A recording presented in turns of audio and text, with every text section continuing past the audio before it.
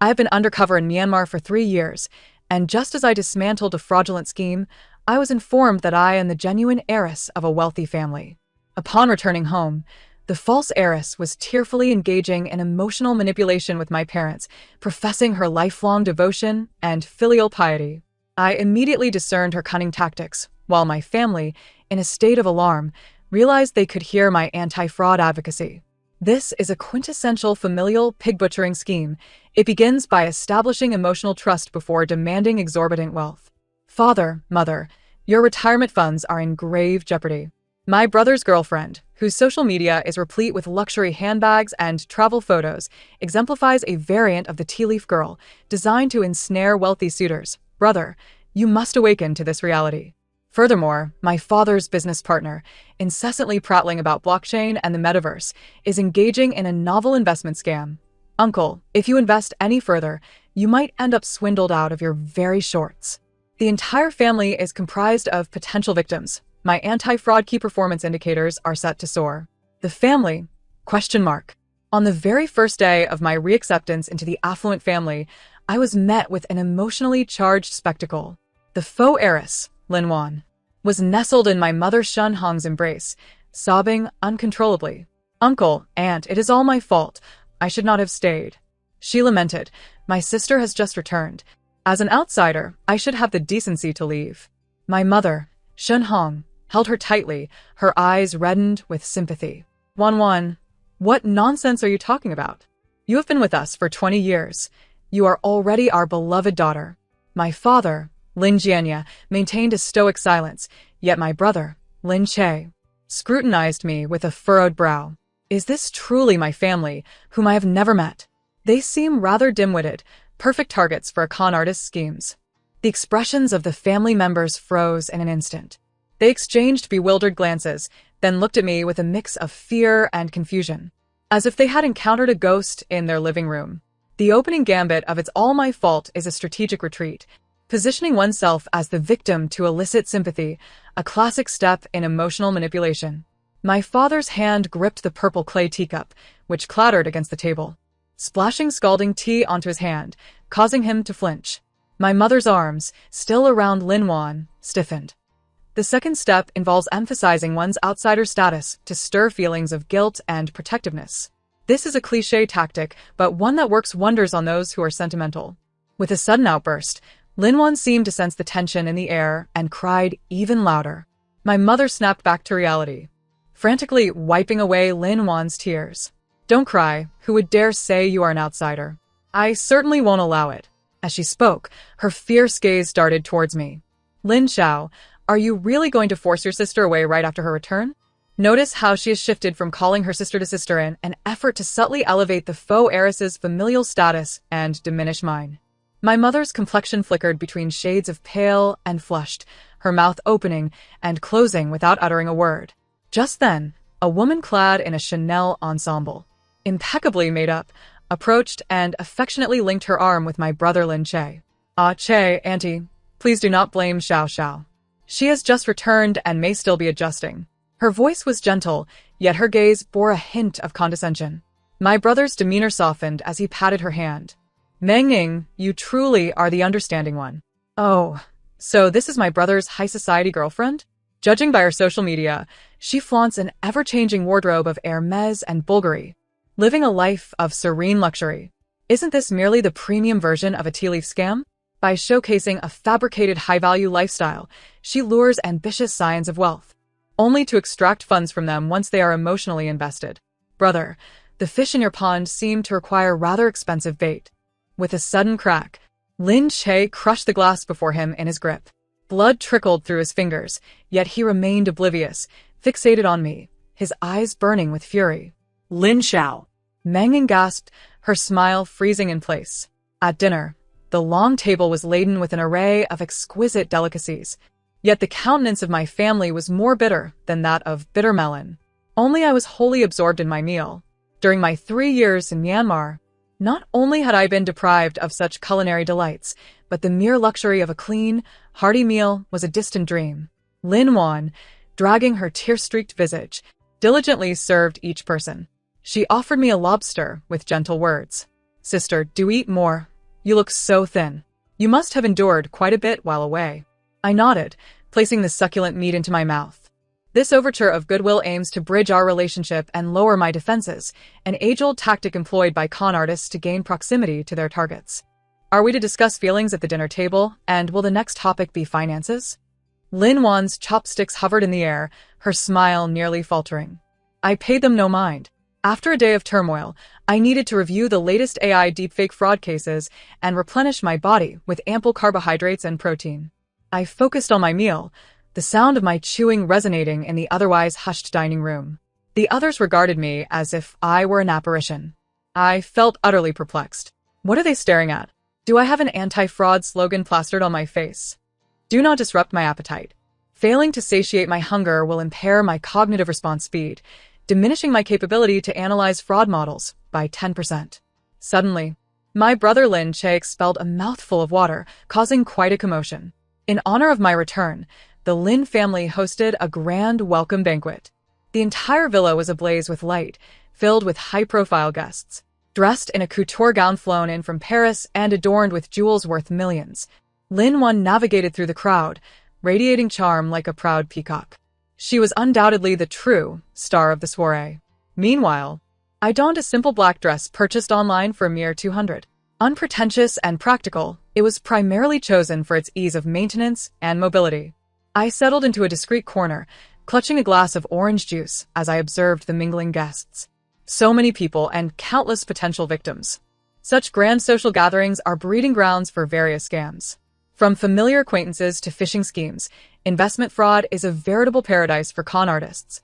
As I pondered this, my father, Lin Jianya, approached with a slick middle-aged man in tow. Xiao Xiao, come here. I would like to introduce you to Mr. Wang, a crucial business partner of mine. The man, Mr. Wang, sported a potbelly and a face lined with creases as he grinned from ear to ear. Ah. So this is the heiress Mr. Lin has reclaimed. Truly a fine specimen. A fine specimen? Is that a compliment? It sounds more like a street vendor's pitch. His oily complexion, shifty eyes, and habitual exaggeration paint a classic portrait of a con artist masquerading as an investment mogul. My father's smile faltered, frozen in place. Mr. Wang extended his hand for a handshake, hovering awkwardly in the air, unsure whether to withdraw or proceed, his expression one of acute embarrassment. My father cleared his throat, diverting the conversation. What new projects have you been researching lately, Mr. Wang? Mr. Wang immediately perked up, animatedly gesticulating. Mr. Lin, let me tell you, you are outdated. Why bother with traditional industries? The future lies in the metaverse. I have secured core technology abroad and plan to launch a digital real estate project in the metaverse domestically. This is a $1 trillion blue ocean market. His enthusiasm grew, as if he could already envision himself ringing the bell at NASDAQ. Here we go. New buzzwords, grand concepts, and promises of high returns, the trifecta of investment fraud. The concept of metaverse real estate is nothing more than a rebranded version of the virtual land speculation scams from over a decade ago, classic Ponzi scheme dynamics, where the last one holding the bag is the biggest fool. Father, run. He has set his sights on your wallet. Lin Jianya's expression shifted from awkwardness to a steely pallor, suspicion and wariness glimmering in his gaze. Mr. Wang, oblivious, continued to boast. At that moment, Lin Che and Meng Ying approached. Meng Ying's eyes lit up upon seeing Mr. Wang. Mr. Wang, long time no see. Your new Richard Mille watch is stunning. It must be a limited edition, right? Her words struck a chord with Mr. Wang, who proudly rolled up his sleeves. Miss Meng, you have exquisite taste. This watch is not too pricey, only around 8 million. The commercial flattery begins. That Richard Mille watch has a tourbillon that spins at the wrong speed. And the markings are rough around the edges. It's a counterfeit worth no more than 5,000. One person boasting a fake watch and the other fawning over him. Are you two putting on a duet? Mr. Wang's boasting came to a halt, his face turning a deep shade of crimson. Meng Ying's smile froze as she glanced at my brother Lin Che for help. Lin Che's expression had darkened to a stormy degree. He abruptly pulled me onto the adjacent balcony, lowering his voice as he bellowed, Lin Xiao. What exactly do you intend to do? Are you deliberately trying to embarrass the entire family? He was subjecting me to emotional coercion. According to the anti-interrogation regulations, One must remain calm in the face of intense questioning, avoiding being swayed by the other's emotions while seeking logical inconsistencies to counterattack. However, he is my brother, so perhaps I should let this slide. After all, I will need him to explain the pension scam to my mother in the future. Lin Che observed my serene countenance, a lump lodged in his throat, unable to rise or fall. Ultimately, he said nothing, merely casting a fierce glare in my direction before turning and re-entering the banquet hall, leaving me alone on the balcony. It was quite pleasant here. The tranquility was soothing, and the breeze felt refreshing. Leaning against the railing, I began to mentally review the underlying logic and rhetorical strategies of the metaverse scam. Yes, the logic was lucid, and my memory was precise. It seemed the dinner had not been in vain. The nourishment had invigorated my mind considerably. After multiple attempts to provoke a reaction, Lin Wan could no longer contain herself. That afternoon, I was in my study watching a documentary on financial fraud. Just as I reached a pivotal moment, a thunderous crash of shattered porcelain reverberated from downstairs, followed immediately by my mother's gasp. I stepped out, standing on the second-floor corridor. Below, in the living room, my mother's most cherished Qing dynasty vases lay in ruins, shattered into hundreds of pieces. Those had been a wedding anniversary gift for my father, purchased for 8 million at an auction. Lin Wan knelt amidst the shards, her hand cut and bleeding, tears streaming down her cheeks like pearls from a broken string. Mom, I'm so sorry. I just wanted to help Zhang Ma wipe it down. I didn't mean to slip. Please hit me, scold me. I can't believe I broke something so valuable. She wept, gasping for breath, as if the sky itself had fallen. My mother, Shen Hong, was beside herself with concern, quickly helping her up and calling the family doctor to tend to her wounds. Silly child, it's just a broken vase. Nothing can compare to your well-being. Look at your hand. You're bleeding so much. My father, Lin Jianya, stood nearby, gazing at the debris with a pale countenance, clearly distressed, yet unable to voice his feelings. My brother, Lin Che, furrowed his brow, glancing between the sobbing Lin Wan and me standing on the second floor. I observed this self-staged farce with a calm demeanor. This was a combination of self-inflicted suffering and cost manipulation. By inflicting self-harm, the observer is made to feel a profound sense of guilt and sympathy, thereby overlooking the essence of the event. Furthermore, by destroying a high-value item, a significant debt is created, laying the groundwork for subsequent emotional manipulation and financial extortion. Next, she would surely mention needing to work to repay the debt. As anticipated, once Lin Wan's wound was bandaged, she tearfully declared to my parents, Dad, Mom, that vase cost 8 million. I cannot let this slide. From today onward, do not give me any allowance. I will go out and work to repay this debt. Her expression was defiant, as if she had suffered a tremendous injustice. My parents, even more distressed, repeatedly insisted it was unnecessary. At that moment, my brother Lin Che's phone rang. He stepped aside to take the call, and I could vaguely hear Meng Ying's cries from the other end. A few minutes later, Lin Che approached, his expression grave. Dad, Mom, Meng Ying's mother has suddenly been diagnosed with acute leukemia and needs surgery urgently. We're short by 500,000. As he spoke, he glanced at my father. My father sighed, about to suggest he withdraw the money from the account. The classic sudden illness scam. Typically, a serious-sounding illness that requires immediate expenditure is chosen, exploiting the target's compassion and desperation to save lives, catching them off guard before they can verify the facts. Next, my brother would transfer 500,000, and in a couple of days, she would claim her condition had worsened, requiring 1 million. Once my brother was thoroughly ensnared, she would vanish. Lin Ke-send. Poised to transfer the funds, abruptly halted. He lifted his gaze, a complex expression crossing his face, filled with struggle and doubt. My mother and father also stared, bewildered, shifting their gaze between Lin Che and me, their expressions strange. The atmosphere in the living room plummeted to a freezing point. Only Lin Wan persisted in her stubborn performance as the wrong daughter repaying a debt, appearing particularly jarring. Lin Wan's ploy had failed to yield the desired effect, instead interrupted by my brother's predicament, and she was clearly dissatisfied. 2 days later, she orchestrated an even grander crisis. That evening, my parents and brother received an anonymous phone call. On the other end was a gruff male voice, accompanied by Lin Wan's terrified screams. Lin Jianya. Your daughter Lin Wan owes us 20 million in gambling debts. If we don't see the money within 3 days, we'll sell her off to northern Myanmar. Dad. Mom. Save me. I don't want to die. The call abruptly ended. Almost immediately, we all received a photograph on our phones. In it, Lin Wan was bound to a chair, blood trickling from her mouth, her face streaked with tears, her eyes wide with fear. The backdrop was a dilapidated warehouse. My mother collapsed on the sofa, utterly devastated. My father, Lin Jianya, turned pale, his hands trembling as he prepared to call the police. We can't call the police. My brother Lin Che shouted, his eyes reddened. They said if we report it, they'll kill her. We'll pay the 20 million. Right now. Lin Jianya paced the living room. Kidnapping extortion? This tactic is far too cliched. The props, dialogue, and setting all exude a sense of cheapness. Although the background of the photograph was blurred, one could still discern the spiderweb in the corner was digitally manipulated, and the lighting effects were off.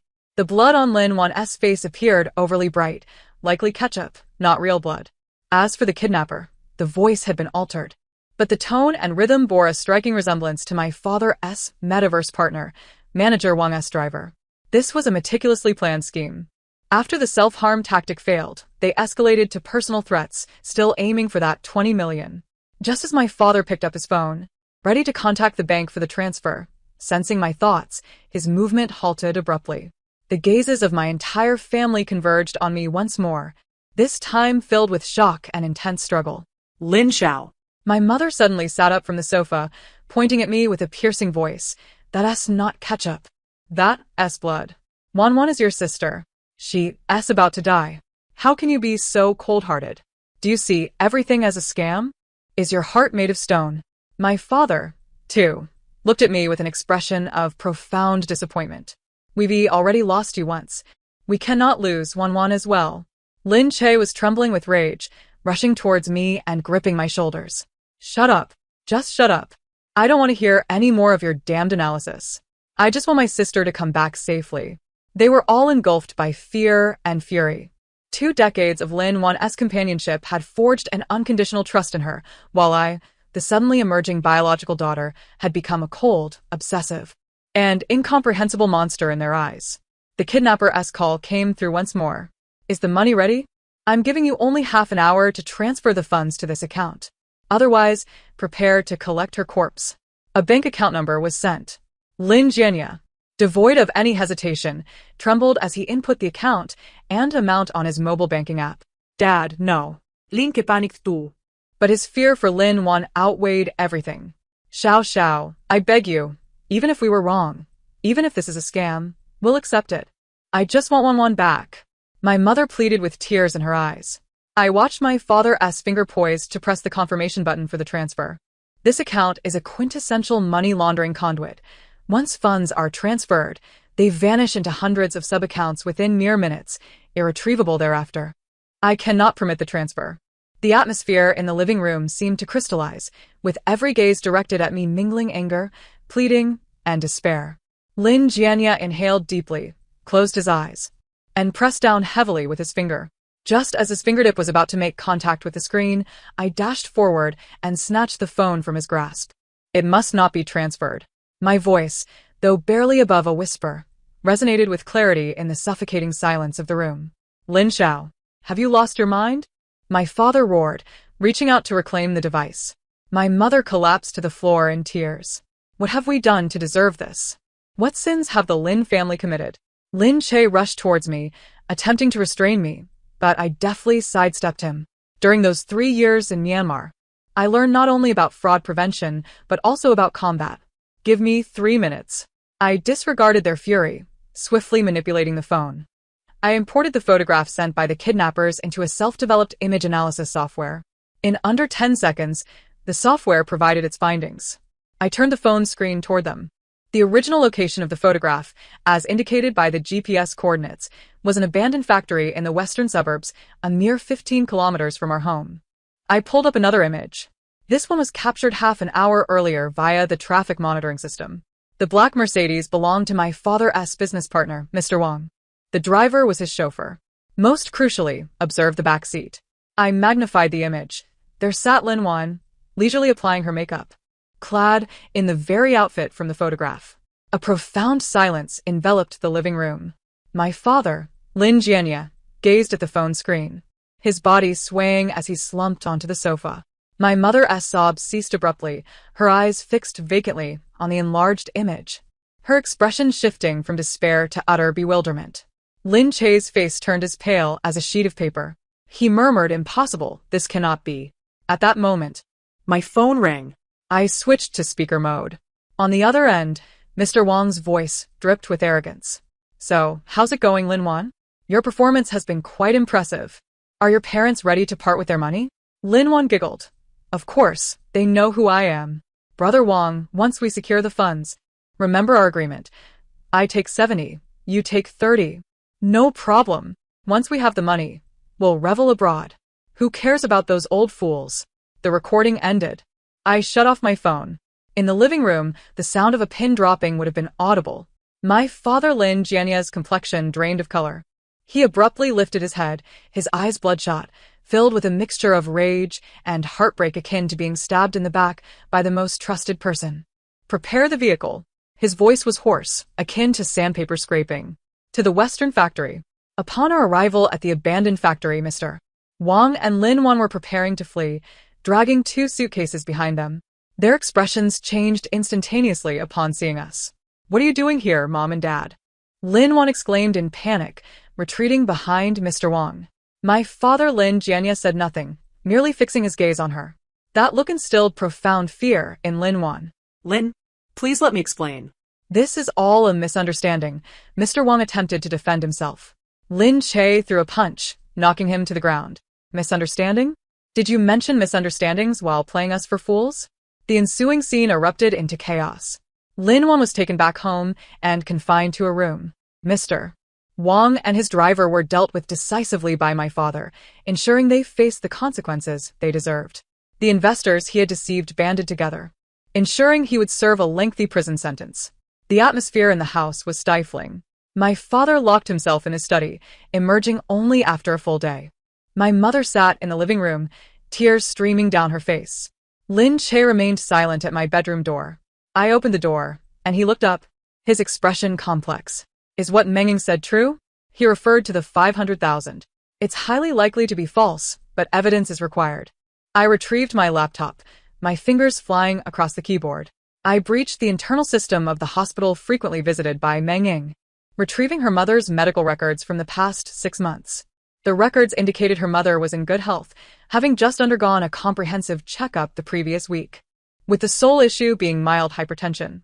I then traced Mengying's social circle, discovering her recent frequent contact with a Macau gambler, through which she had lost millions via underground channels.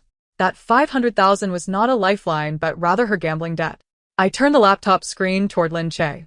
He scrutinized the evidence, reading each word with increasing pallor, finally slamming his fist against the wall in frustration. Why? "Because you appear affluent and rather gullible." Lin Che's body stiffened. He slowly turned to face me, his eyes reflecting an unprecedented sense of defeat and bewilderment. "Lin Xiao, I." He struggled to articulate his thoughts, unsure of where to begin. This pampered rich heir, who had always sailed through life unscathed, found his worldview shattered within days. He finally realized that his once prized judgment was utterly fragile in the presence of true con artists. Meanwhile, I, his sister whom he had always viewed with disdain, became a mirror reflecting all his foolishness and naivety. The affair involving Lin Wan and Mr. Wang detonated like a bomb, obliterating the facade of tranquility our family had maintained. Lin Che met Mengying for a final time. No one knew what transpired during their conversation, but upon his return, he isolated himself in his room for 3 days. On the 4th day, he emerged transformed. He had cut his hair short, donned a simple white shirt and jeans, and his demeanor exuded a newfound steadiness, devoid of past arrogance. His first action was to enter my study. I was engrossed in an analysis report on the Southeast Asian telecommunications fraud industry. He stood before my desk, silent for an extended period. "Lin Xiao, teach me." I looked up. "Teach me how to discern these scams." "Certainly. To know shame is to cultivate courage. A child can indeed be taught. Cultivating awareness against fraud must commence from the basics." I possess 300 classic documentary cases of scams, 100 scholarly texts on criminal psychology, and my own compilation of 50 new fraud model analyses. Perhaps begin with the evolution and prevention of telecommunications fraud. It serves as an introduction. Lin Che observed the thick book I casually extracted from the shelf, his lips twitching slightly. From that day forth, my brother Lin Che became my first student. He renounced all social engagements and immersed himself in my study, poring over the materials I provided. Initially, he felt overwhelmed, but soon he began taking notes and would even debate with me late into the night over logical fallacies in a fraud model. The atmosphere at home began to shift strangely. Previously, our dinner conversations revolved around which company was going public or the latest celebrity gossip. Now, We discussed the latest variants of pig butchering scams and the potential risks of AI deepfakes. My mother, Shin Hong, gradually emerged from her initial state of despair. She began cautiously seeking my guidance on identifying scams targeting the elderly involving health products and emotional manipulation. I shared several case studies with her, which left her horrified. That very day, she disposed of all the dubious health products cluttering our home and voluntarily joined the community's anti-fraud advocacy team, donning a red armband as she distributed flyers to the elderly in our neighborhood. My father, Lin Jianya, exhibited an immense curiosity towards me. No longer did he perceive me as a daughter in need of recompense. Rather, he regarded me as a mysterious expert. He would present the company's contracts to me, inquiring whether there were any hidden pitfalls within the clauses. He would share information about business partners, requesting my analysis of their reliability. This supplementary agreement contains several ambiguous clauses that pose legal risks and require redefinition. As for your partner, the company's financial statements are inflated. I advise conducting a due diligence investigation. As my father listened to my insights and examined the issues I highlighted, his gaze grew increasingly bright. He discovered that the problems I identified were far more precise and critical than those flagged by the expensive legal team and risk control department he had hired. The way he looked at me underwent a profound transformation, from initial guilt and attachment to a burgeoning dependence and reverence. As for Lin Wan, she was dispatched by my father to a remote farm abroad, severing all financial support. This was his final act of mercy.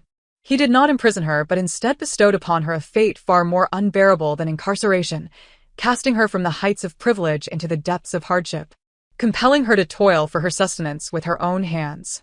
For someone accustomed to a life of luxury, thriving on deceit and performance, this was the ultimate punishment. While the crisis at home had temporarily abated, my radar for deception was triggered unexpectedly once more. At my mother's birthday banquet, a distinctive guest arrived, my uncle, Shun Hongwei. He is my mother's biological brother, who, after a failed business venture and accumulating substantial debts, had vanished for years. After a decade apart, he suddenly reappeared today, clad in a suit, presenting my mother with a lavish gift. During the banquet, he engaged in heartfelt conversation with her, tearfully recounting the hardships he had endured over the years, claiming to have turned his life around and staged a remarkable comeback. My mother, deeply moved, forgave him on the spot. Although my father harbored some suspicions, he refrained from voicing them out of consideration for my mother. Only I remained, sipping juice in the corner, observing with a cold detachment. Character: uncle, missing for many years. Timing: the Lin family has just undergone upheaval and is emotionally vulnerable. Behavior pattern: playing the emotional card, feigning distress, projecting a facade of success. Initial assessment: highly suspected of familial return fraud. Objective: my mother's private savings or shares in the Lin Group. The atmosphere, which had only just begun to thaw, once again solidified. The smile on my mother's face froze.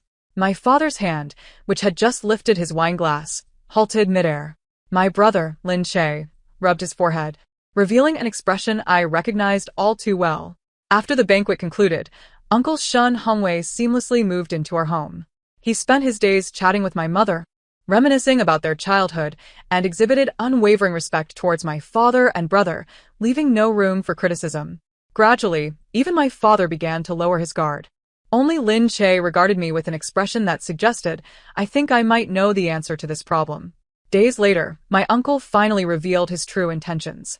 During dinner, he casually mentioned a new energy project he was undertaking.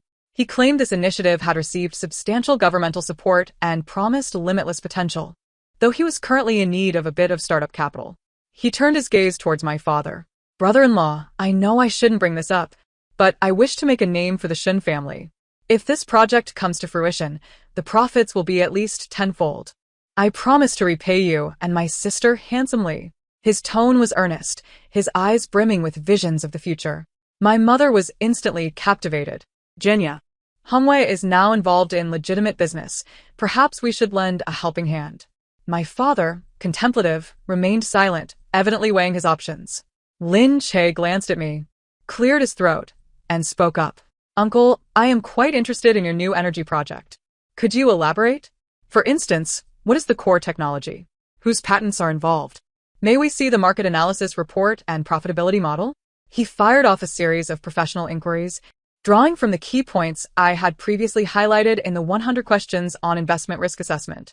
My uncle's smile instantly vanished. He had not anticipated that the once frivolous nephew, who only indulged in leisure, had transformed into such a savvy interlocutor. He stammered evasively, claiming that this information was proprietary. Proprietary information? I suspect it's more akin to fraudulent secrets. The technical terms he provided were mere plagiarisms from the internet. The alleged governmental support documents were fabricated. Even the font of the official seal was incorrect. Father, mother, brother, this is an open and shut case. My father's expression darkened completely. My mother, too, began to exhibit signs of doubt. Realizing the situation was deteriorating, my uncle swiftly resorted to emotional manipulation.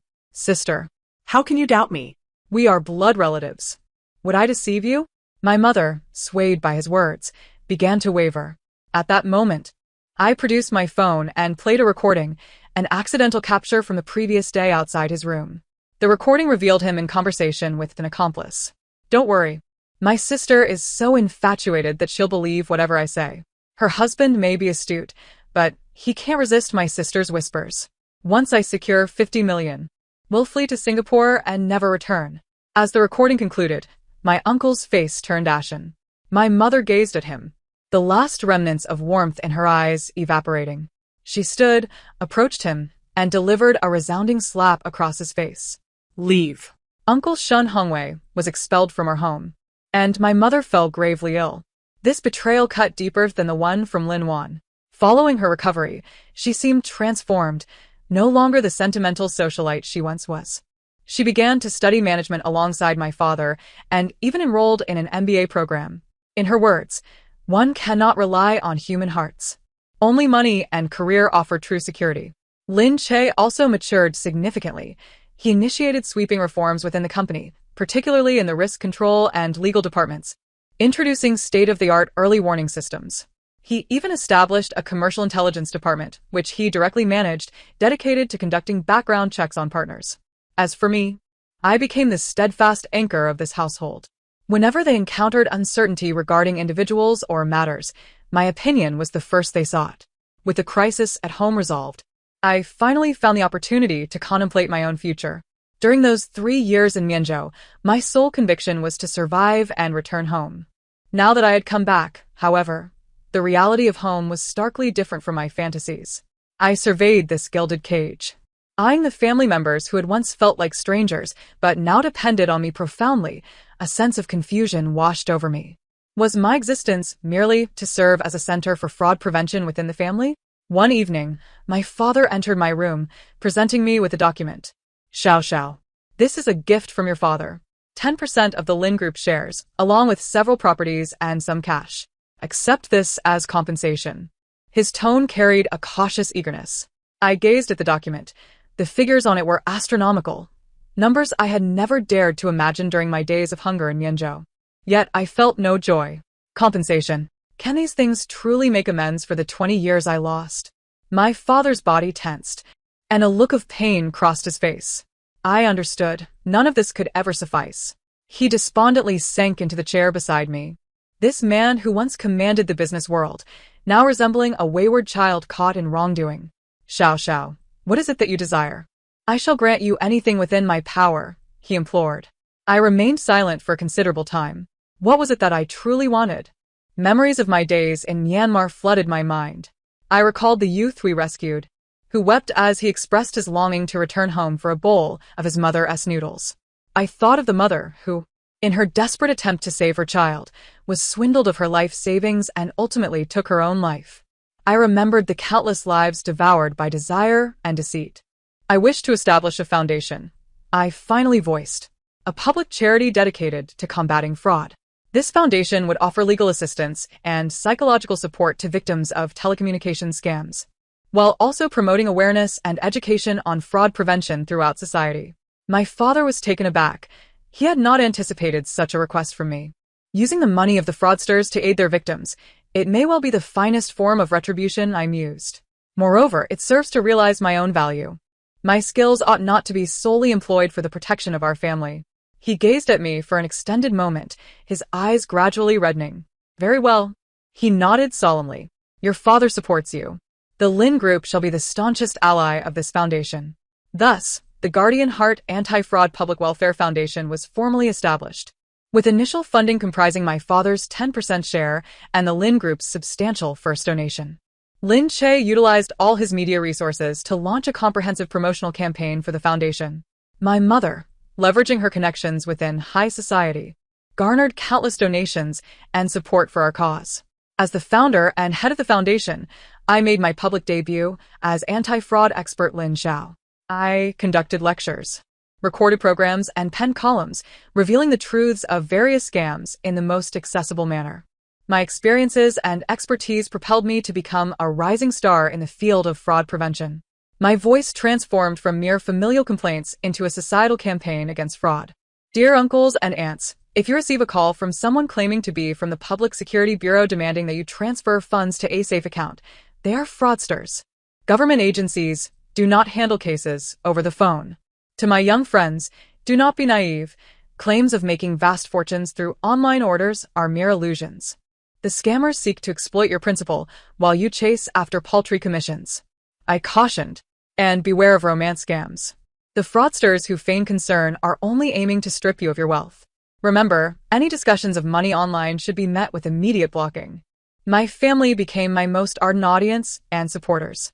They would gather around the television for each of my programs, sharing my articles in every family group chat. Our previously dreary family chat was now renamed the Lin Xiao Global Support Club, an unconventional yet heartwarming transformation. One day, I received a unique call for help. The woman on the line, her voice choked with emotion, revealed that she had been deceived in an overseas investment scheme to the tune of $3 million, her entire life savings. The information and scripts she provided struck me as hauntingly familiar. I asked her to send me the contact details of the so-called investment manager. Upon seeing the name, I chuckled. Lin Wan. Clearly, after being sent to a foreign farm by my father, she had not accepted her fate and had returned to her old ways. This time, however, devoid of the Lin family's protection, she preyed upon ordinary people. Heaven has a path that you refuse to tread, yet you barge into hell without invitation. You think I wouldn't recognize you just because you've donned a different guise? I utilized the Foundation's intelligence network to swiftly pinpoint Lin Wan's location abroad. I opted against notifying the authorities. Instead, I anonymously forwarded all her fraudulent evidence, along with her new identity and residence, to the ringleader of the fraud gang she had previously offended in Myanmar.